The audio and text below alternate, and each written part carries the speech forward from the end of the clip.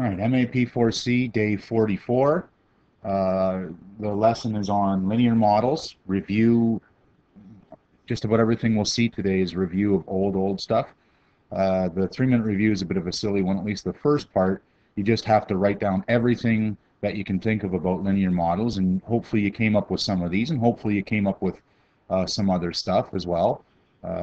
Remember, this thing is the y-intercept. I didn't write that on before. And we see a bunch of stuff here. A typical example of a linear model would be this sort of thing back from grade 9, where, you know, at a banquet it might cost $100 and then $5 for every person that goes. So 100 is the fixed cost. It's also the y-intercept of this model. And the variable cost is 5, and 5 is actually the slope, and it's also the rate of change, and it's constant. And when we graph this, it would be a straight line. So hopefully you listed some of those and you get some ideas from your group members as well. I do want you to try number 1 here. This is part of the 3-minute review, so do that. I'm going to take it up. If you're haven't tried it yet, pause the video because I'm going to take it up right now. This one, determine the slope. You know, it doesn't matter which version you use, whether it's y2 minus y1 or x2 minus x. Basically, we want to find the rise and the run of a line, and it doesn't really matter which points you use. Don't write in your textbook. I see the run here is 2, and the rise is from 60 to 180 is 120. The rise is 120 over 2. And notice the time is in hours, the rise is in kilometers. This is speed, isn't it? 60 kilometers per hour. And I could use y2 minus y1 over x2 minus x1. I'm going to actually do that one over here. Notice that in this one, there's not a lot of good choices for points on this line. I'm going to pick this point, which is 0, 1,000. And this point, which is the 0.50, and I'm going to use the slope. Again, it doesn't matter which version you use as long as you get it straight. This is my x1, y1. This is my x2, y2. And what do I got? I got 1,000. Sorry, 0, subtract 1,000. Over 5, subtract 0. And that's going to be negative 1,000 over 5. And so what are the units here? Well, the top is value, so this is dollars. And the bottom is years. The run is years. So this is losing $200 per year. So the value of computers, value decreases because it's negative by $200 a year. Good. On to the lesson. The lesson recognized linear models as a constant rate of change. The table shows the amount of milk that Farmer Ferd's best cow, Ferdietta, gives per day over her adult lifetime. So this is the number of years that the cow is old, and this is the amount of milk that it produces per day, the cow produces per day. It asks us to choose any 2 intervals of time, calculate the rate of change. So it doesn't matter which ones. I'm going to just, by random, I'm just going to pick a couple here. And the AROC is, you know, whichever version I want to write. I'm going to use this one because I got my X values. This is my X1 and this is my Y1. X2 and this is my Y2.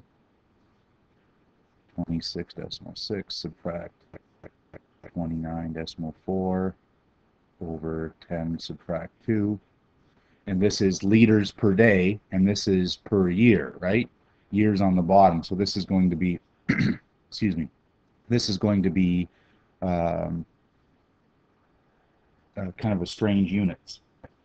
So minus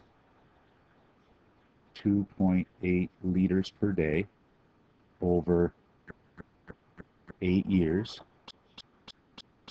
which is negative 0.35 liters per day per year. What does that mean? It means that the cow's milk production is going down by an average of 0.35 liters per day every year. Is the data linear? Well, how do we know the data is linear or not? Let's check the first differences.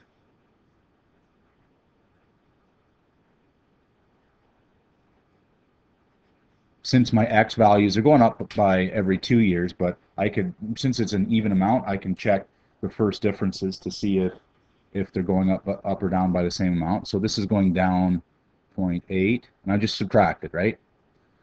I'm just subtracting. That went down by 0.5. That went down by 0.6. Down by negative 0.8. And so I can see, well, then it's not linear, is it? Because the first differences aren't equal. No.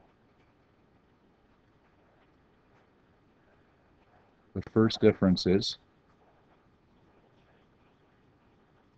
aren't equal.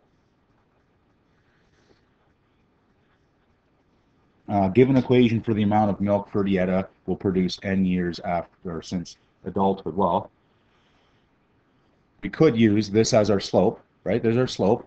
There's our y-intercept. Let's just use that equation. We got y equals mx plus b. B is 30.2. That's how much milk she produced a day. And we'll use, just because we calculated over that interval, we'll use negative 0.35 as our slope.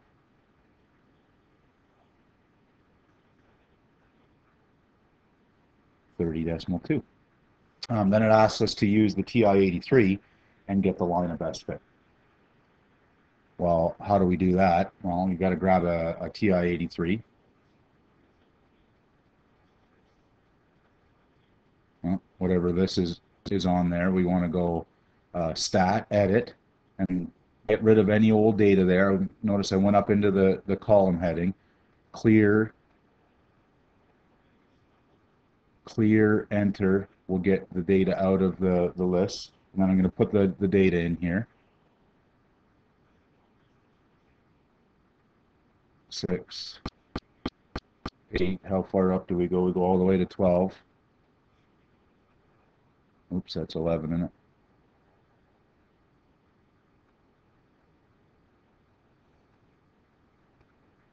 10, next one's 12.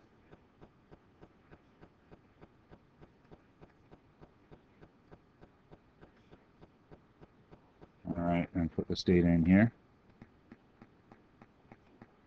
Of course, you can put the data in yourself. You don't have to watch me do this. I'm going to pause the video for a second and finish off putting the data in, then I'll get it going again. So there we go. The data's all in. And once we get the data into list 1 and list 2, linear regression is from the stat menu, stat, then we go over to calc, and then down to linreg, linear regression. And if I just press enter twice, it'll assume that I have the in list 1 and list 2, so that'll be fine. And notice A is the slope, B is the y-intercept. So if I had this, and I'm going to copy this.